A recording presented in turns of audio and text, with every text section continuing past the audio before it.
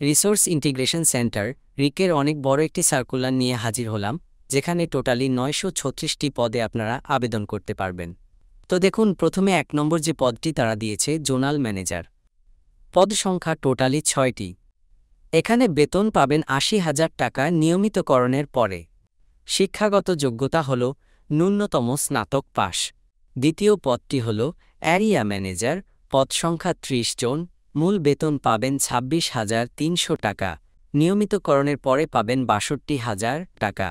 শিক্ষাগত যোগ্যতা হল ন্যূনতম স্নাতক পাস।